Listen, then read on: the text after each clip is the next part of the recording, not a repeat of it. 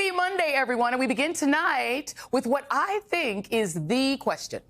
When you are in the midst of a crisis, and specifically a crisis of democracy, how do you resist? When fascism isn't just coming, it's already here. So what, if anything, can you do about it? Well, for one thing, you can try to learn from history, from what people in this situation in countries around the world and in America have done before. As my friend Rachel Maddow always says, history is here to help.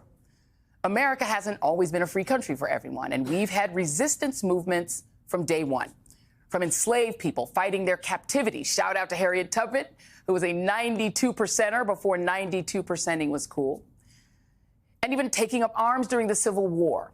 To the women's movement and the workers' rights movement and the Stonewall gay rights movement. They've all been versions of the fight to make this a free country for everyone and to have a true multiracial democracy.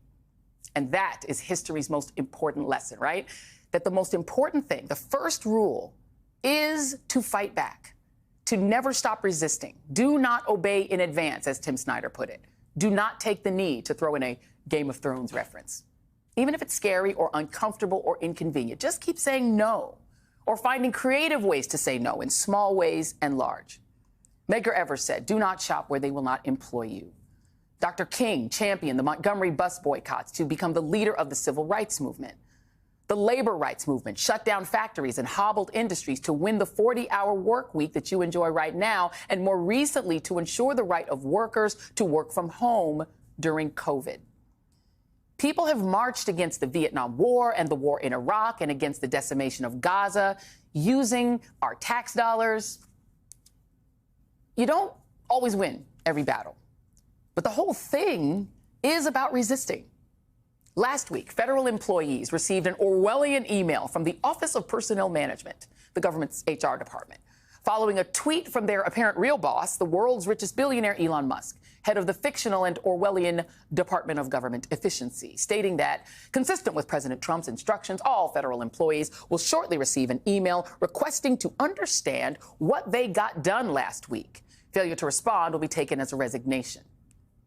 The email that followed literally had the same subject line. What did you do last week? And came from the Office of Personnel Management's new HR email address, but had no signature. Here's the full email. Please reply to this email with approximately 5 bullets of what you accomplished last week and CC your manager. Please do not send any classified information, links, or attachments. Deadline is this Monday at 11:59 p.m. EST. The Saturday email kicked off a flurry of, shall we say, varied responses from the various podcasters, reality show hosts, and semi-famous people who run the agencies in our trumped-out federal government. Some, including Kash Patel, who alarmingly enough runs the FBI, told their employees to hold off, given that, per his email, the FBI, through the Office of the Director, is in charge of all our review processes and will conduct reviews in accordance with FBI procedures.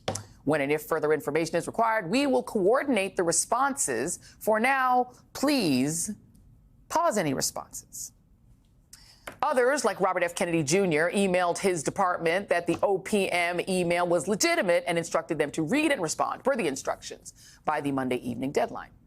However, per Sam Stein of the Bulwark, one agency under HHS took the opposite stance. Matthew Memoli, the acting director of the National Institutes of Health, emailed his team to tell them to please hold on responding until receive further guidance.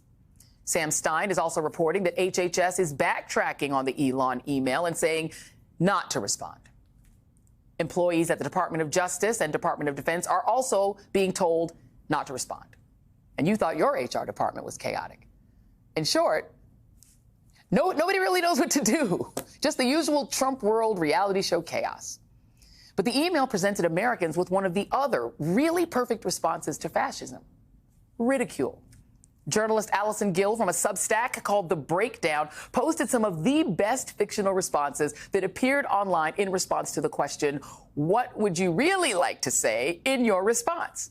Some of the best included, number 1, kept refreshing email to see if I was fired or placed on administrative leave. Number 2, tried to concentrate over the sound of colleagues cleaning out their desks. Number 3, accommodated the requests for access to classified data by big balls. Number 4, had a scotch. Number 5, researched countries I can relocate to. Another one said, drank an old-fashioned. Number 2, took a nap. Number 3, delighted coworkers with sarcasm. Number 4, dropped a tray of chocolate-covered pretzels in the conference room before the town hall. Number 5, put Black History Month stickers on bulletin board and gave out emotional support dumpster fires. And last but not least, number 1, executed low productivity tasking. Number 2, identified opportunities to transition to high productivity tasking. Number 3, developed a plan for Doge to F off. Number 4, all the Teams meetings. Number 5, responded to meaningless emails about task execution. The point being, other than it being hilarious, that this regime that we find ourselves living under is producing massive chaos and trauma in the lives of federal workers and in the country. Just look at this latest round of protests at Tesla dealerships, at town halls. America is resisting in large ways and small. The Kennedy Center for the Performing Arts has seen a 50% drop in ticket sales. Drag queens are showing up to protest outside. America is saying no to Elon Musk running us. We do not want him in charge, period. And Donald Trump, the guy who handed his biggest donor the keys to the whole federal government for him to do whatever he pleases with it, is underwater in every single poll. From Gallup to the Washington Post to CNN to Reuters, you name it. Other than his MAGA cult, nobody wants this chaos and confusion. And it also raises the question of what is the actual waste, fraud, and abuse that Elon and friends are finding? So far, their claim of finding $55 billion in savings is backed by exactly 0 facts. While they're threatening the future of Medicaid and food stamps for millions of Americans and even Social Security payments.